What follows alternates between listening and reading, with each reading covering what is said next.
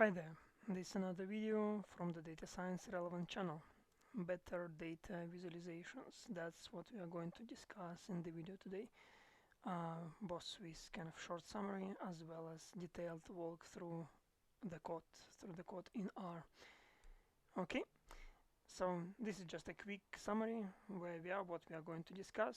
On the left you see the default plot, how you can create it and save it from say using ggplot.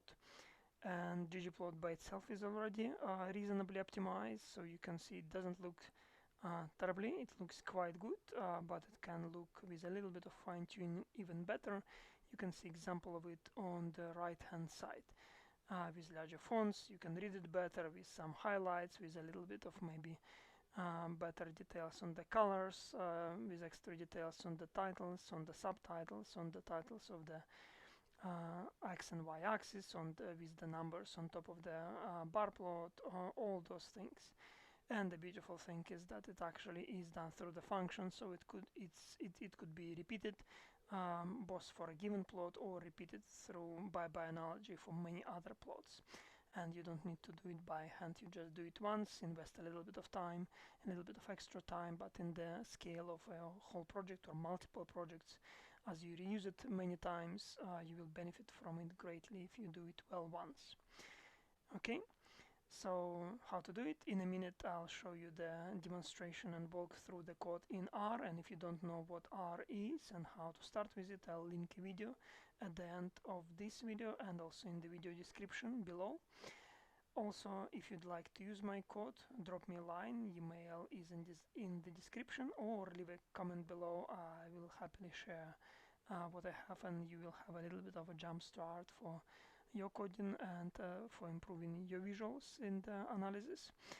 And after the demonstration I'll also discuss a few reasons for why to do it, why invest in time into making better visuals. And I would like to note here that if you do it in, say, R or Python through good scripting, it is a relatively small extra investment. You prepare a template function once and then reuse it for hundreds or maybe even thousands of plots for a given and future projects. I use RStudio. You can see here already preloaded a few scripts which I use for this project. So in my subdirectory for better visuals, and there is a results directory I created as well in advance, which is currently empty, and that's where we'll store a few plots for this for the illustrations. Okay, so there are a few scripts which I will be using. Installations.r, which is just the way to activate, put into the memory functionality of certain libraries, and maybe when I did it for the first time I also first installed those corresponding packages. And then get population data from data hub, and this is the script which I basically copied from this website where I got the data from for the population.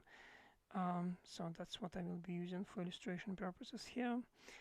And then the next is functions plots.r. I will walk through more details through that. This is where I put the function to create, in this example, bar plot, but more fine-tuned than what you will find in, say, default functionality or even default functionality with ggplot. So we'll go through this one in more details. And then configurations.r. This is where I store some hard-coded things which I will be using in this demonstration. So the place where I will be storing results, a couple of selections of the colors for the text, for the background of the image.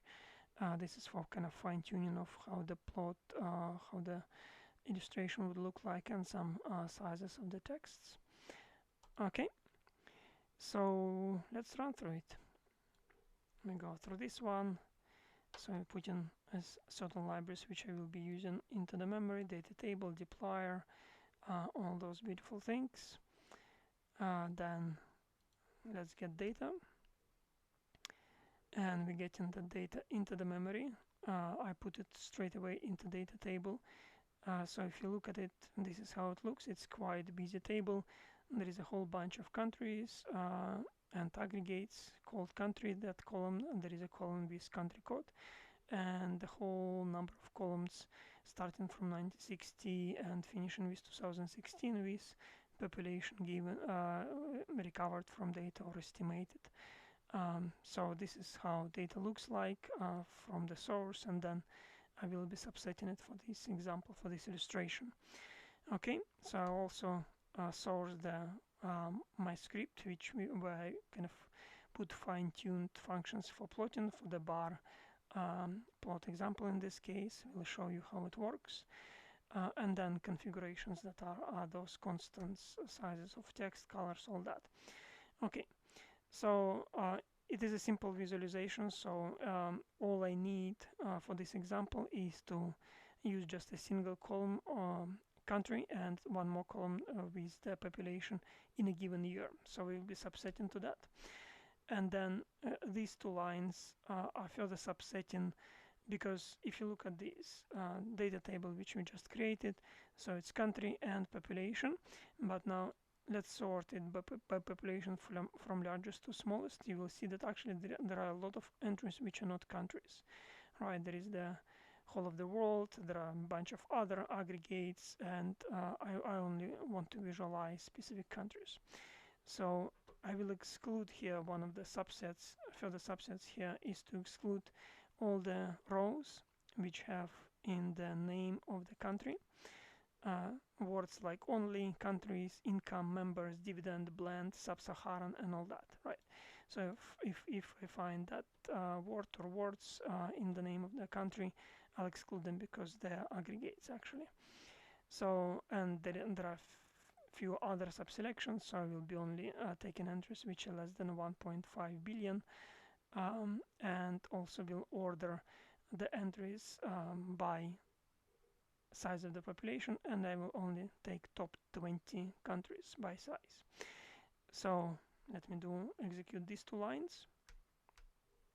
So now if you look at the DT, you remember it was all the aggregates and everything, so now it's just 20 top countries, and starting from China to India to United States and so on in population or estimated population.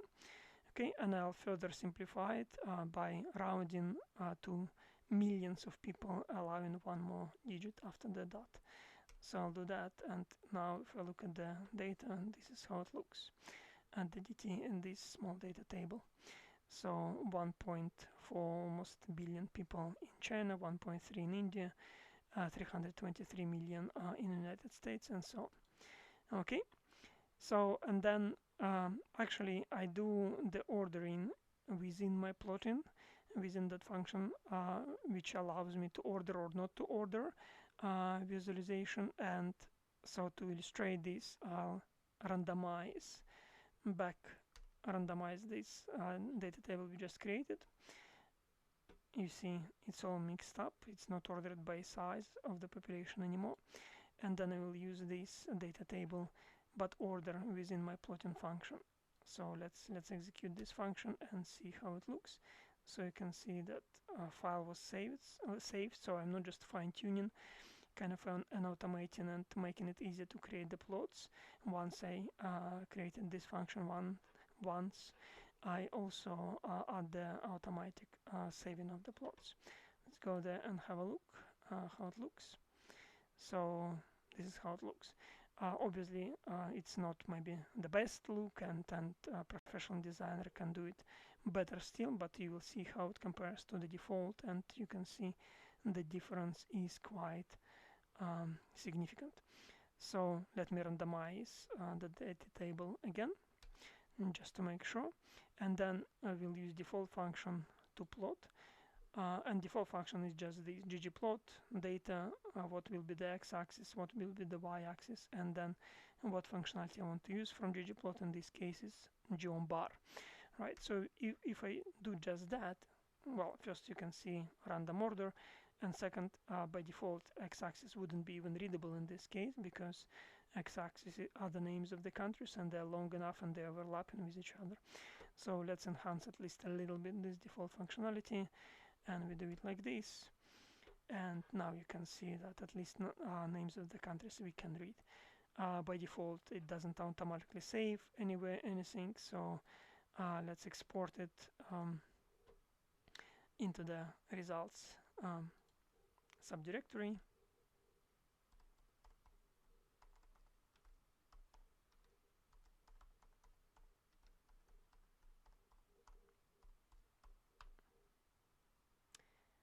Width and height, this is whatever the window was, and saved. Okay, so now you can see how it compares. The default functionality will produce this plot, and you need to save it by hand, and kind of automated way, the kind of enhanced way with a little bit of work, you can produce much better visuals. If you produce plots in R or Python, to that matter, in default, not even ggplot, using ggplot functionality, default plots, default visuals will look even less impressive than this on the right.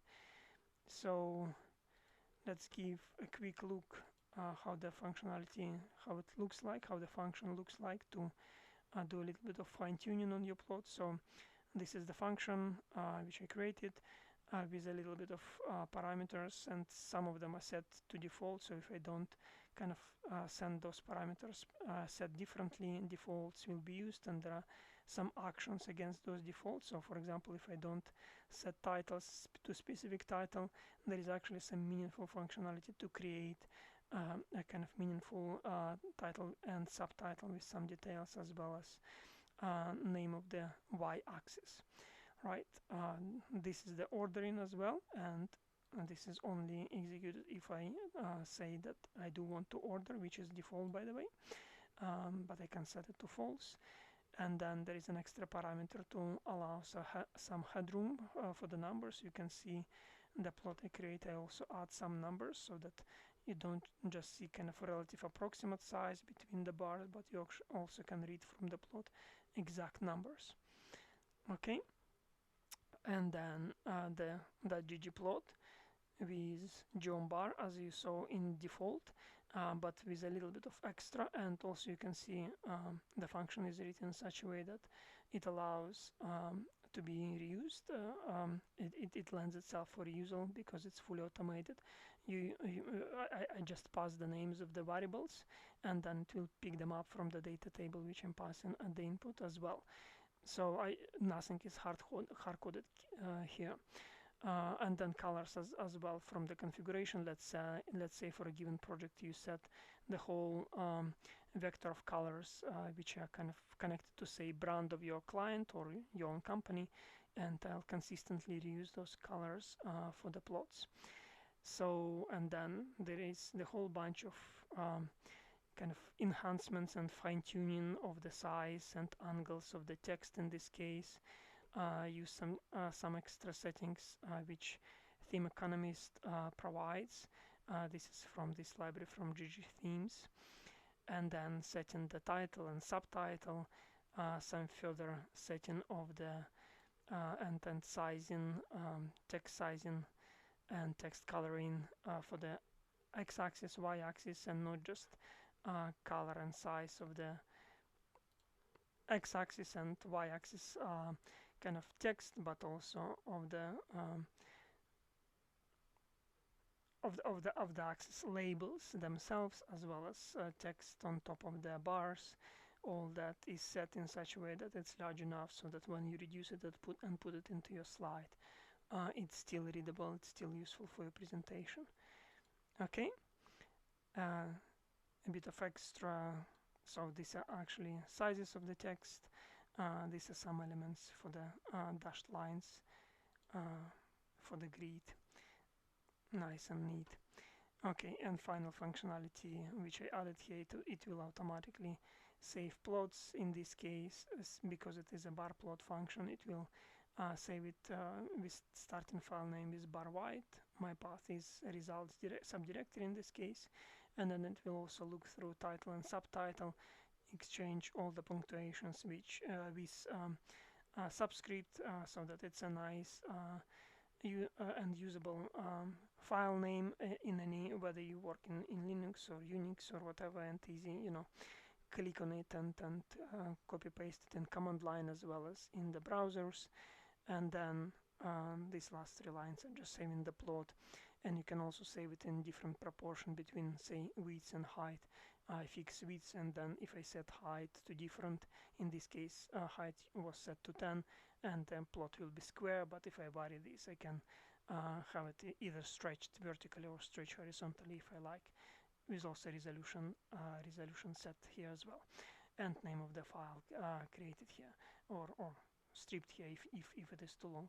So this is all the functionality. It's quite basic. There is not that much of coding here, as you can see, but once it's still a little bit of extra effort. The good thing though is that if I do it right, I do it only once, and then I can reuse that function for many plots, changing just basic things, and it can go through multiple columns, say multiple countries, and for all of them will create some, you know, good looking, consistently sized, and everything plots.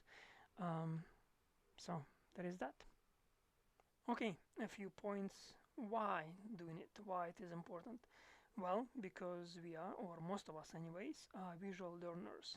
I seem to remember that it's about 65 to 30% to 5% split, where 65 being visual learners. I did it here from memory. I don't remember exact reference. If I'm mistaken somewhere here, just please correct me, or if you have an exact reference, please to let me know in the comments below. Then, of course, if it is done well, it looks professional, and your work can be forwarded or distributed without your voiceover, without you clarifying details. So if it looks well, if it's pleasing, if there are plenty of details, if they're all readable, people, including your bosses and people all the way to the top of the company, of your client or your own company, they will just receive it better if versus when it doesn't look that good. Right, analysis is only halfway. If you didn't properly transmit the information, the insights, the summaries, the results which you obtained with the analysis, it's you kind of wasting it, right?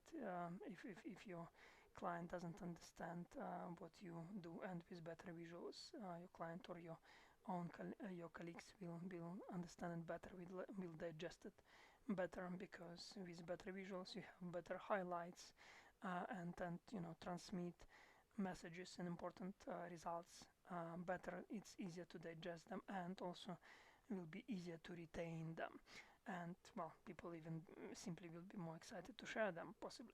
Finally, please do make your comments, highlight what was important, useful in a given video, what you'd like to see in the next one. Ask your questions if you have any. Don't hesitate to contact me. Details are in the video description below. If you need any help with data science CVs or interviews, have otherwise data science related questions, general or technical, please don't hesitate to drop me a line. And finally, of course, please do subscribe and click notification so that you don't miss any useful information from this channel for your future or current career as a data scientist. Thank you.